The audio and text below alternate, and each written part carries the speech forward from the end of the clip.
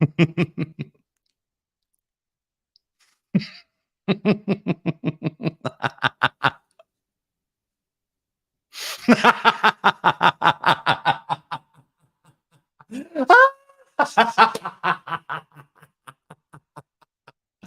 Green Bay Packers in week 1 in Jordan Love's debut. The first time a quarterback has been a week 1 starter in Green Bay, not named Aaron Rodgers or Brett Favre, beat the absolute brakes off the Chicago Bears. Let's go. You are Locked On Packers, your daily Green Bay Packers podcast. Part of the Locked On Podcast Network. Your team every day.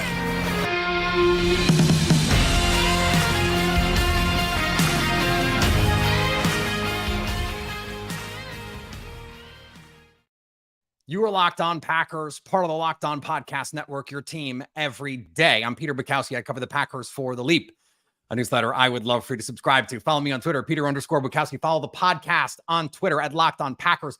Like us on Facebook. Subscribe to the podcast, iTunes, Spotify, Google Podcasts. Wherever you find podcasts, you will find Locked On Packers, the #1 Packers podcast on the internet, and the show for fans who know what happened. They want to know why and how. Today's Week 1 episode is brought to you by LinkedIn Jobs. LinkedIn Jobs helps you find the qualified candidates you want to talk to faster. Post your job for free at linkedin.com/LockedOnNFL. That's linkedin.com/LockedOnNFL to post your job for free. Terms and conditions do apply. And maybe the Chicago Bears are going to post their quarterback position on LinkedIn Jobs, because I'm telling you, Justin Fields ain't it. But you know who just might be?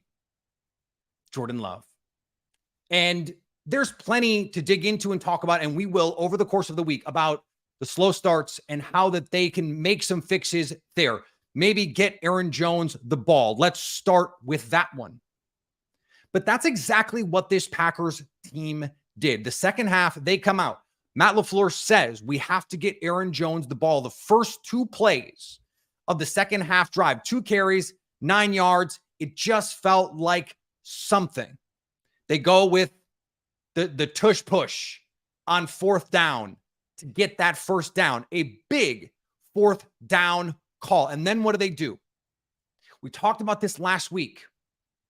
Using Aaron Jones in all sorts of ways. Yeah, he had 9 carries for 41 yards, also had 2 catches, 86 yards. On 4th and 3, they get him matched up one-on-one on the linebacker. They know they're going to get man coverage. TJ Edwards, the big, one of the big free agent acquisitions in the offseason. They get him matched up one-on-one with the linebacker. It is curtains and drapes. It is done. It's a wrap. And at that point in the game, it felt like a moment. That felt like the moment that this took off. It's 10-6. They go down at the end of the first half, and they're up 10-6 in a game where it's like, they didn't really play that well. Jordan Love didn't look crisp, had some missed throws, some missed opportunities. You have the play to Luke Musgrave. We're going to talk about some of the ups and downs of these young players. But you go in that second to last drive before that touchdown, the field goal drive. They discount doubled up, by the way. And they get the Jaden Reed punt return. Huge play from the rookie. They get up to the Green Bay 44-yard line. They hit on 3rd and 10. Jaden Reed, 30 yards. Sets them up in position at the end of the first half to kick that field goal in a game that it felt like after the first drive, they were getting, I'm not going to say dominated, but in a game that they were not playing their best football. They're up 10-6 at halftime. They go out and they get the touchdown. And from there, it felt over. And then they force a 3-and-out on the next drive. And then the Packers, they get there was the next play where they get the 4th and 3, the first drive after halftime. I'm getting the Aaron Jones touchdowns mixed up. Sorry, guys. They hit the screen pass. Was that first touchdown out of the gate. The 51-yard screen pass. And then it's the 4th and 3 touchdown. And that was the game.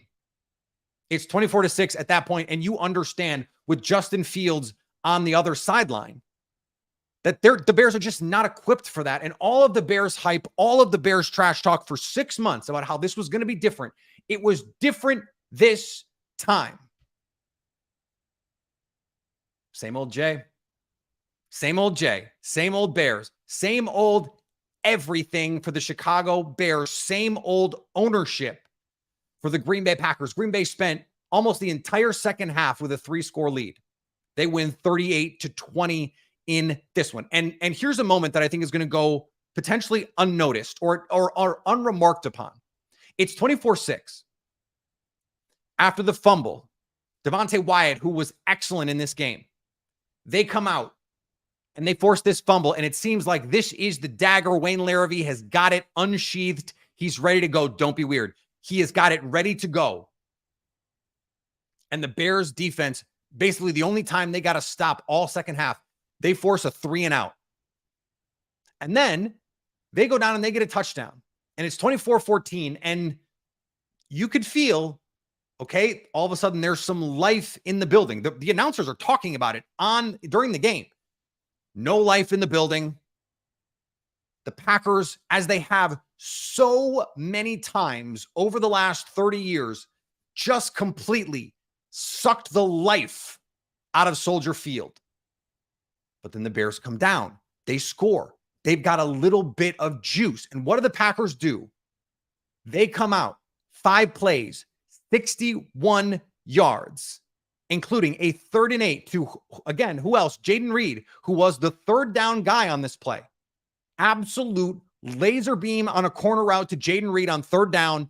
A beautiful throw. Jordan Love on 3rd down in this game at one point. I don't know if this was the final numbers, but the broadcast had this number. 7 of 9 on 3rd and 4th down for $129 and 2 touchdowns. He, for as inconsistent as it was at times, when the Packers needed it in the red zone, in 3rd and 4th down situations, Jordan Love was as advertised, poised, and delivered. 3rd and 8, dime to Jaden Reed.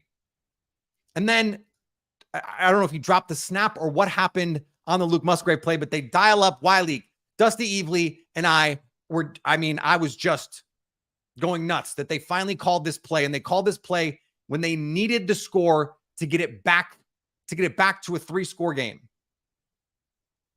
Jordan Love, fadeaway jumper, throws an absolute beauty, like a perfect throw. And Luke Musgrave, for the second time, kind of misplays the ball a little bit, needs to pick up his feet a little bit. He can run really fast, straight line, not great turning his hips, but that stuff can come. He can be really good in these situations. My fantasy team would have really liked that touchdown, but in his debut, we haven't even talked about the fact that there was no Christian Watson.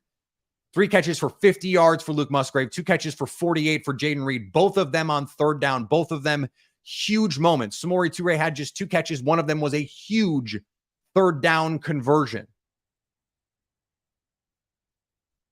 When they needed the plays, they went to Aaron Jones. And when Jordan Love needed plays for this team, he made them. He made them. And perhaps the most important thing that Jordan Love did is something that he didn't do. He did not put the ball in harm's way. He made good decisions the entire game. He stayed patient. He stayed poised. He stayed with his feet underneath him and said, I'm not going to get frustrated that we're not doing better. I'm not going to get frustrated that we haven't taken this game over. I'm going to stay within myself, and I'm just going to keep making the plays. And if I need to escape and run to set up that 4th and 3, he picks up 7 yards on a scramble just to set up the 4th and 3 on the Aaron Jones touchdown. He made that play possible. And so for the Green Bay Packers, I don't know how you could have scripted a much better opening game for Jordan Love and these Green Bay Packers. I want to talk about the defense because the defense played awesome today. We're going to do that in just a second. Today's episode brought to you by our friends at LinkedIn jobs. Hiring, let's say you need a quarterback. The Packers don't, but let's say you do. A team like the Chicago Bears. These days, every new potential hire can feel like a high-stakes wager for your small business. You want to be 100% certain that you have access to the best qualified candidates available. That's why you have to check out LinkedIn Jobs. LinkedIn Jobs helps you find the right people for your team faster and for free. The Bears might have 2 high first-round picks. They can get a quarterback. That's not the best. Like, if we're going to silver linings for them, like if they stink this season, like Drake May, Caleb Williamson. Simple tools like screening questions make it easy to focus on candidates with just the right skills and experience so you can quickly prioritize who you'd like to hire. It's why small businesses rate LinkedIn Jobs #1 in delivering quality hires versus leading competitors. LinkedIn Jobs helps you find the qualified candidates you want to talk to faster. Post your job for free at linkedin.com/LockedOnNFL. That's linkedin.com/LockedOnNFL. Terms and conditions do apply. And thanks to everyone who makes Locked On Packers their first listen every day. Everydayers. Tomorrow on the show, our pal Ty Dunn is back with us to talk about Jordan Love, to talk about all things Green Bay Packers as we get set for Packers Falcons. We're already on to week 2 by tomorrow. Let's do this. So this is, we talked about this, right? We talked about the I got to stop it. I got to stop it. You guys got to be on me about this. I got to stop it. Okay. The defense. The defense in this game from the very beginning was on Justin Fields' ass. Was on his ass. They had 7 tackles for loss in this game, 6 QB hits and 4 sacks with an innumerable number of other pressures. How many times did you see Justin Fields just on the last drive? Pressure forces him to get to his check down and he sails a pass over a running back's head because he's not very good. This defense played with a different demeanor, a different attitude. And yeah, there were still times early in the game where you're going, okay, if Justin Fields is going to check it down all game, then at a certain point, you have to dare them to throw over your head. But guess what? It didn't matter. It didn't need to happen because Justin Fields stinks. Like, he just is not good. He's not good. And if he's not running, he can't hurt you. And this Packers defense, before that last garbage time drive, okay, non-Fields runs, they had 18 carries for 59 yards. This was an elite rushing offense last year. They add Devontae Foreman. They add Nate Davis. They add Darnell Wright. This is supposed to be an upgrade for their running game. And instead, the Packers absolutely bottle them up. When Joe Barry said this Green Bay Packers defense is going to look totally different this year, I understand the skepticism. I understand going, I'll believe it when I see it. Absolutely. Make him prove it. Make this defense prove it. We've seen this too many times before. The walking of the walk, or the talking of the talk without the walking of the walk. And yet this defense came out to hit. They came out flying downhill. And the Bears never did the thing I expected them to do. And that was go to a receiver screen and go. I expect, by the way, the Falcons, Arthur Smith is a good enough coach for them to try that. They have the receivers to make that work. Drake London and Kyle Pitts. They can do that. But this Packers defense, I mean, they got help from everywhere. If you look at their box score, it's actually crazy how many different guys got involved. Kingsley Enagbare got his hands on a pass. Quay Walker had the pick 6. Of course, you got stellar play on the corners from the best corner duo in the game. Devontae Wyatt, a sack and a half. Going to talk about him later. Lucas Van Ness had a sack. Kenny Clark had half a sack. Carl Brooks had a sack. Think of how many different guys got involved there. Darnell Savage played one of his best games as a Green Bay Packer, flying downhill on the TFL. A couple really sure tackles. They really like what they got out of him. 6 different Packers had a tackle for loss in this game. Keyshawn Nixon blows up a receiver screen. Russell Douglas blows up a receiver screen. Darnell Savage blows up a receiver screen. They were well schooled on the concepts, on the run game, on everything that they needed to do. They let Justin Fields escape the pocket a handful of times. No big plays, nothing over the top. They consistently created disruption, consistently changed the level of the line of scrimmage, and they set the tone from the first drive. The Bears going for it on fourth down, by the way, little brother syndrome. Of course, you feel like you have to go for it on fourth down when you're the FCS opponent coming in against the big boys. That's what you have to do. But the Packers on 3rd and 1, Rashawn Gary knifes in and stops them, reset the line of scrimmage. This was a bottom 3 team defense in terms of the line of scrimmage. Adjusted line yards, which is a Football Outsiders stat, no longer Football Outsiders. They were bottom 3 last year. And they said, we're going to play differently. Kenny Clark said, just watch the tape. Wait for week 1. And the Packers went out and dominated at the point of attack. They dominated this football game at the point of attack. Kenny Clark, Devontae Wyatt, Lucas Van Ness, Rashawn Gary played. We'll get the numbers after this. He didn't play more than 20 snaps. Dominated every single rep he took. Every single one. He was unbelievable in this game. And when in his first game back from ACL, he tore his ACL mid-season last year. For him to come back in game 1 and look like this is truly, truly remarkable.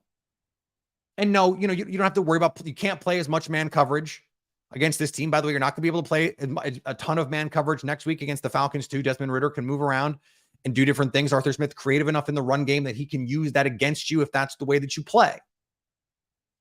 But the Packers had the right game plan this week. That's the only evidence that we have.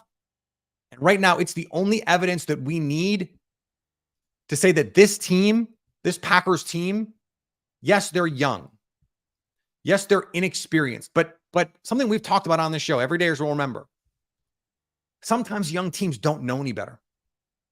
They just don't know any better than to be good. They don't know any better than to go out and play fast and free. And that's what they did in this game. This defense flew around. They played with force. They played hard. They played with aggressiveness. They knew when they walked out on that field, it was the same old Justin Fields. They knew that they could dominate this football game. And they did it. They did it. Now, I understand everything wasn't perfect, but we saw exactly the kind of thing we expected from these young players. And I want to highlight them and talk about them as a group when we come back. Today's episode brought to you by our friends at FanDuel. Get ready for the NFL season with incredible offers from FanDuel, America's #1 sportsbook. By the way, the Packers made me a lot of money. A lot of money. I had them on the money line 6 months ago when the schedule came out, and I just added a little taste, plus 1.5. I almost went alternate line. I wish I would have, because I was going to get that alternate line to like Packers -1, -2, somewhere in there, because I was confident they were going to win the game. I've got the Jordan Love overs on passing yards, already on pace for that one. So right now, new customers can bet $5 and get $200 back in bonus bets guaranteed. Plus, all customers who bet that $5 will get $100 off NFL Sunday Ticket from YouTube and YouTube TV. Now is the best time to join FanDuel. The app is easy to use, and you can bet on everything from spreads to player props and more. So visit FanDuel.com/lockedon and kick off the NFL season with an offer you won't want to miss. You can make money on the Packers while they're still undervalued, and they might not be undervalued anymore. This was the good week, but there's probably going to be more weeks where they outperform expectation. FanDuel, official partner of the NFL. And thanks to everyone who makes Locked On Packers their first listen every day. Every dayers, go check out what we're doing at The Leap, theleap.football. It's a newsletter I would love for you to subscribe to. I really would. We're back to 5 days a week. We've had a ton of people sign up over the last few weeks. Love that for you guys. And then subtext is a really fun way for me to interact. I had it open all morning, texting with you guys. Got a bunch of new subscribers this week. It's a great way for us, for you and I, to connect directly. So we're on Locked On Packers. Is not, you don't look for me, look for Locked On Packers. That's where you will find us on subtext.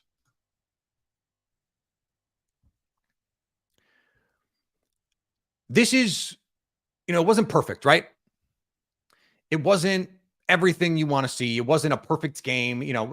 Jordan Love didn't come out and have a perfect passer rating, though. By the way, he finished 15 of 27 for 245 with 3 touchdowns and a 123.2 quarterback rating.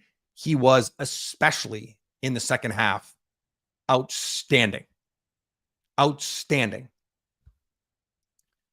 Let's just go down the line here, though, with Packers. Let's start with the rookies. Lucas Van Ness. I tweeted this out during the game. When you have that kind of athletic ability, they didn't block him. It's a boot. He's unblocked. But he chases down Justin Fields because he just is an absolute alien level athlete. To be 270 and to run down a 4.5 quarterback who just got off having one of the best rushing seasons we've ever seen. Just incredible physical tools from Justin Fields. Lucas Van Ness runs him down. Devontae Wyatt, by the way, similar situation on a bootleg. He just blows it up by being too explosive. Too explosive to the quarterback. He makes the play on the sack. Luke Musgrave, now should have scored twice. Had 3 catches on the day on 4 targets. Had the big on Wiley on the tight end throwback. But it wasn't perfect. On the throwback, he's got to just keep running. Got to just keep running, and it's a walk-in touchdown. On the play at the end of the first half, Greg Olsen, I thought, astutely pointed this out at the end. He cut it a little too flat on the corner. Jordan Love led him up the field. Now, Jordan Love, I have to be fair to Luke Musgrave. Jordan Love just could have put it on him.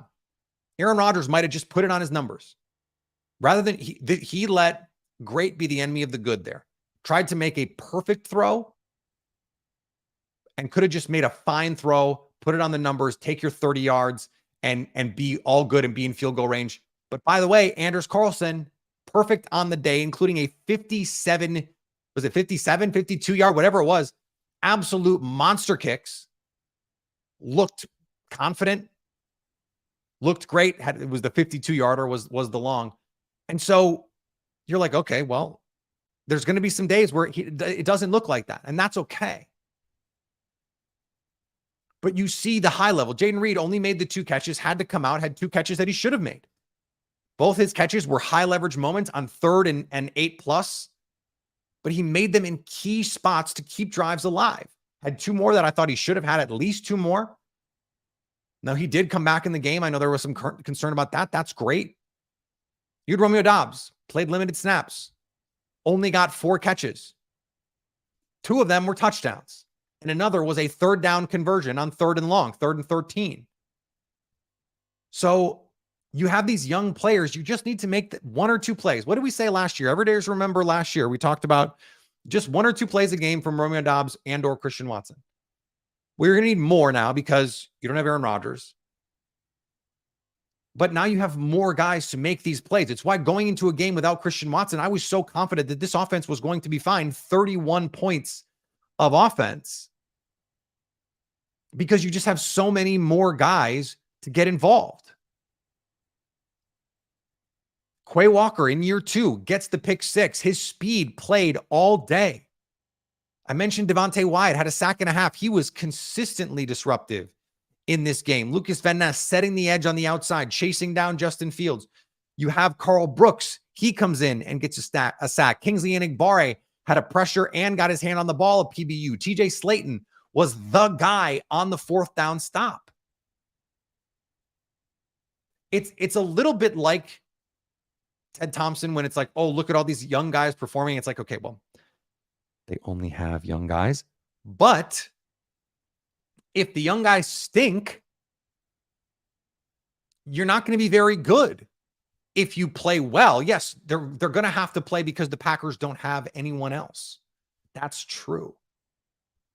But they're playing, and they're playing well. That must be said. Now, the one young player who I didn't think played well at all was A.J. Dillon. 13 carries for 19 yards. Now, some of the out carry thing with Aaron Jones, he had 9 for 41. Part of that was Aaron Jones got hurt. But I'd like to see Emmanuel Wilson get some opportunities. And, look, the Packers, it was reported just before the game that they didn't just call on Jonathan Taylor. They made an offer, 2 mid-round picks. Now, the Colts countered with Christian Watson, but there could be backs out there. Remember, we talked about this, and I wrote about it at The Leap. A newsletter I would love for you to subscribe to. If this team looks like this, and their schedule, the Saints look garbage, the Packers could very well be 3-0 against the Detroit Lions. And all of a sudden you start to go, is there a trade to be made here? That would be one of those spots where you start to look around. Now, you're not going to, get a big name guy probably to be RB2. Aaron Jones is still your guy. But there are always players on the margins that you could go get. Maybe one of them you're going to play next week. Tyler Algier, Cordell Patterson, someone like that, to just come in and give you some reps, because A.J. Dillon, the drop off from Jones to Dillon is pretty big. And that's unfortunate. So again, it's not all perfect, but you got to see from these young players, I think, way more flash than you could have reasonably expected, frankly. I mean, to get your 2 first-round picks from last year to each have monster splash plays, to get all 3 of your top picks to all have Reed, Musgrave, and Van Ness, to all have splash plays. The fact that Tucker Kraft, your 3rd-round pick, didn't really do much and didn't have to do much is great. The fact that you could score 31 points without Christian Watson is pretty great for this young team. The fact that Jordan Love was barely pressured at all. The Bears managed just 3 quarterback hits all day, just 1 sack. This is a pretty young offensive line. Zach Tom, Josh Myers did not play great, but he had some really good reps too. Zach Tom is just a stud, man. He's just a stud. So for week 1, to see this much flash from your young players in week 1, to see this much resolve from your young team in week 1, to see your quarterback perform like this in the second half, and to see that your plan, when you have to do it, when you have to just be Aaron Jones, Aaron Jones is the guy. It doesn't have to be Aaron Rodgers. That even against TJ Edwards, who is a good player, one-on-one, bang. Throwback screen call, bang. The question moving forward for Matt LaFleur is just how many of those do you have in your back pocket? In week 1, it's great to use Wyleek. It's great to use that running back throwback. Now that's on tape, and everyone's got to go, oh no, are they going to run this against us? Do we have to be ready for this? But how many of those does he have? It's 17 weeks. You've got to have some more of those if you're Matt LaFleur. I think you have to lump this in this young players discussion, because he's a young head coach in terms of getting to coach this kind of team. Has never had to do it without Aaron Rodgers. He had the one brain fart at the end of the first half where you just go, can someone call a timeout? But then in the second half, he comes out and responds. All those questions, all of the last couple of years, can this team handle getting punched in the mouth? Can they handle adversity? Questions answered. Questions absolutely answered. All right, back tomorrow. We got Ty Dunn on Tuesday. We've got Lily Zhao on Wednesday. We've got crossover Thursday. Aaron Freeman from Locked On Falcons on Thursday. And we are working on a monster special guest for next Friday. We had Kay Adams and JT O'Sullivan last week. Another monster guest potentially on deck this week. Not that Ty Dunn is not. He is terrific. And he's coming up tomorrow. Follow me on Twitter, Peter_Bukowski. Follow the podcast on Twitter, Locked On Packers. Like us on Facebook. Subscribe to the podcast, iTunes, Spotify, Google Podcasts, wherever you find podcasts, you will find Locked On Packers. And anytime you want to come hang out with us live, like 1,000 of you are doing right now on our YouTube page, go subscribe to our Locked On Packers YouTube page, and you can laugh along with us all season so you can stay Locked On Packers.